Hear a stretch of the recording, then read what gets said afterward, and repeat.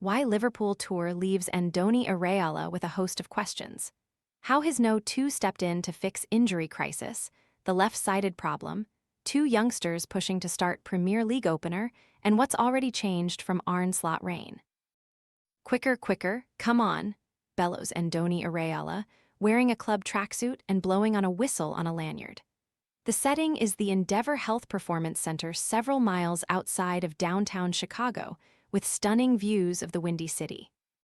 But there is no time to stop and admire the skyline, which boasts the third tallest building in the country, or the multitude of helicopters buzzing overhead. For Liverpool and their new head coach, this pre-season tour has been all about hard work, intensity, and consequences. Wet boots ruining your mornings? This silent, fanless dryer gently dries boots, shoes, and gloves overnight while helping reduce damp odors, so your gear is ready when you are.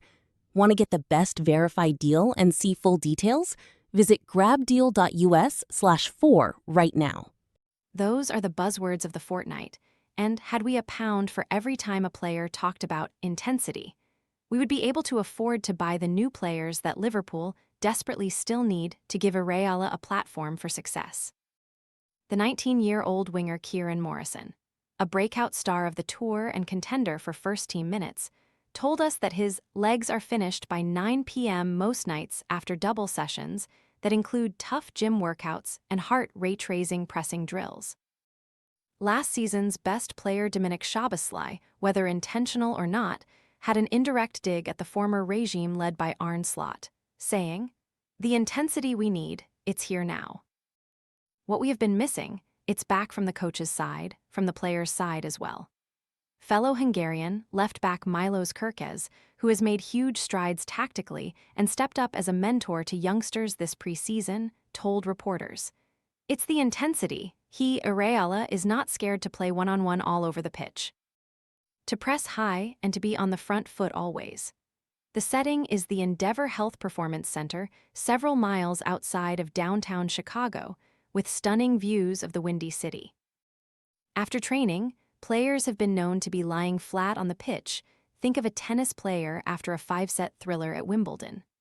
On afternoons off, they have enjoyed shopping trips around Chicago, but also have just put their feet up in the hotel rooftop bar. No Aperol Spritz or fancy cocktails like the fellow patrons of the Park Hyatt Hotel hot chocolate has been a favorite. There has been time for games of Uno and cup stacking competitions, and, in these regards at least, Mohamed Salah is not missed. He used to be the king of everything, not excluding pre-season pastimes such as ping-pong. Szoboszlai has stepped up in that regard. But Salah's exit after 9 years, 257 goals and 7 major trophies has left a gaping hole in the squad, with a leadership vacuum also felt on this trip, given the post-World Cup absences of Virgil van Dijk and Alisson. Given that Captain van Dijk played more minutes than anyone last year, the 35-year-old was offered an extended summer break and began his pre-season work back at base in Liverpool instead of living out of a suitcase for 2 weeks here. Iraola has still left a lasting impression in training, with relentless pressing drills. There have been modern touches, but also old-school punishments. If players are on the losing team in training, they face consequences. Found slacking in one of the exercises, that'll be a sprint to the other end of the pitch and back, sunshine. There have been some celebrity sightings. John Bon Jovi was in the same hotel Liverpool, spent an afternoon in New York City, while music artists such as Olivia Dean and Charlie XCX were also in town for the Lollapalooza Music Festival.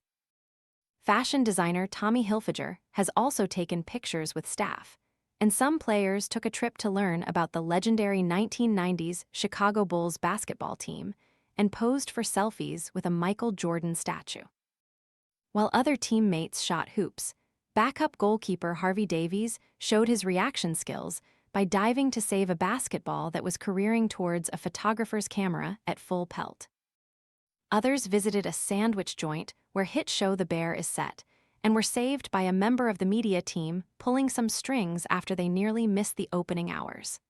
The owner had no idea what soccer was or who these people were outside of his store. Legendary former Bayern Munich and Barcelona striker Robert Lewandowski, was rubbing shoulders with the team at the base of Chicago Fire, which Liverpool trained at for the fortnight at a camp not too dissimilar to what nations did at the World Cup, instead of moving from state to state. They used Chicago as a base and flew in and out of Nashville and New York only for matches, though one flight was canceled due to a storm. Liverpool's players took in the training base of the legendary Chicago Bulls team that dominated the 1990s in the NBA. Virgil van Dijk has been beginning his recovery back at Liverpool's home base after his World Cup exploits. Chicago Fire also rented their base to Germany last month and want to showcase why America can be a go-to destination. Club staffers at the Major League Soccer side were gutted to learn Van Dijk was not on tour, as they thought they could make an unofficial pitch to sign him in the future by showing him around their state-of-the-art facilities. Van Dijk's £350,000 a week contract expires next summer. Given the absence of some high-profile stars, some teenagers have stepped up. None have impressed more so than young midfielder Trey Nyoni, 19. Even before the 3 friendlies, sources spoke about how he was stepping up in training sessions, and now there is momentum behind him to start the opening Premier League fixture away at Newcastle on August 23. Nyoni, who joined from Leicester's academy as part of Liverpool's aggressive approach to sign the best young talents in the country, is a deep-lying midfielder who can also play in multiple other positions. Even when he has one opponent quite close, he asks for that ball and he's confident. He doesn't rush, said Iraola in New York. For me, that is very valuable. The breakout star of the last 12 months, Rio Ngumoha, now looks nailed on to start at St. James Park, where he scored his first senior goal last season to snatch a 3-2 victory at the death. Iraola has tried to convert all his wingers to be able to play on both sides, given they are lopsided with the current crop, all preferring to play from the left-hand side. A problem that will increase if they sign top target Bradley Barcola. New £34.5 million signing Victor Munoz, another left-sided winger, will begin pre-season work this week after winning the World Cup with Spain, while Cody Gakpo has been given time off after his partner lost a child during pregnancy in June. Tottenham want to sign Gakpo, but the Reds have no desire to sell. But the balance of the wingers is not Iraola's biggest problem. That would lie in defense, where the tour started with Joe Gomez limping off injured after 8 minutes of the first friendly, a win over Sunderland in Nashville. Liverpool hoped January signing Jeremy Jacquet would be fit by now, but they have instead gone careful on the young French defender, who they agreed a deal to sign for £55 million in January, just before he suffered a shoulder problem with Rennes. Trey Nyoni has shown on tour, and there is now momentum behind him to start the opening Premier League fixture away at Newcastle on August 23. The breakout star of the last 12 months, Rio Ngumoha, now looks nailed on to start at St. James Park, where he scored his first senior goal last season to snatch a 3-2 victory at the death. Joe Gomez's injury 8 minutes into the first tour match has plunged Iraola further into a centre-back crisis. It means Gomez's 8 minutes are the only action of any senior centre-back this tour, with right back also a problem given the long-term injury to Connor Bradley. Jeremy Frimpong had to be substituted in that last friendly, but it is not understood to be a serious issue. Austrian 18-year-old Ifani Ndukwi, 18, has been a class act but does not have a work permit after a move from Austria-Vienna and so cannot yet play competitive matches, while versatile defender Luke Chambers has also shown significant promise after spending last season on loan at Charlton. Chambers, 22, has always impressed staff and appears to be over several lengthy injury setbacks, scoring the opening goal in the final tour match, a 4-2 defeat by Leeds. What a diamond of a boy he is, Liverpool are lucky to have him. His former Kilmarnock boss Derek McInnes, now at Rangers, told Daily Mail Sport. On the youngsters, one source said how the rookies have been taken aback by Iraola's approach. No player is bigger than another. Iraola will devote as much time to a youngster with 0 first-team minutes as star attraction Szoboszlai. His coaching staff have helped him settle in, with English duo Tommy Elphick and Sean Cooper well liked by the group. When trying to eavesdrop on Iraola's on-pitch instructions at training, it was amusing to instead hear Elphick's South Coast accent. The former Brighton, Aston Villa and Bournemouth defender has even put on a bib and joined in training sessions to make up the numbers amid a crisis at centre-half. Elphick had offers to be a first-team manager in the Championship this season, but opted to stick by Iraola as his No2. Iraola's predecessor Slot was criticized for giving the squad too many days off last season. Although that theory was categorically not true, they had the same amount of downtime in the season that they won. The Premier League fans will be pleased to learn Iraola is relentless. Slot's sacking came as a surprise to many, especially after the club backed him all season, though it was the right decision after a torrid campaign. Van Dijk was not consulted and found out only when landing in Amsterdam for pre-World Cup duty, while Kerkez was woken up from a holiday nap by his shocked brother. Austrian 18-year-old Ifani Ndukwi, 18, has been a class act but does not have a work permit after a move from Austria-Vienna and so cannot yet play competitive matches. Iraola brought assistants Tommy Elphick, left, and Sean Cooper, right, with him from Bournemouth, and they have done a lot of the hands-on coaching so far. Although Iraola laughed off suggestions from his former Bournemouth pupil Antoine Semenyo that he never gives time off, the Basque believes that hard work now will lead to success in the long run. Some players have worn Whoop armbands that track physical data, and new fitness coach Pablo de la Torre, described as much more than just a physical guru, has a big job alongside medical staff to avoid the injury crisis that plagued last year. Iraola differs from Slot in terms of the amount of video meetings, and his teachings are more physical than in a classroom. The new boss does not conduct post-match briefings on match day and instead talks to the team the following morning. He would have much to ponder as the squad jetted back across the Atlantic.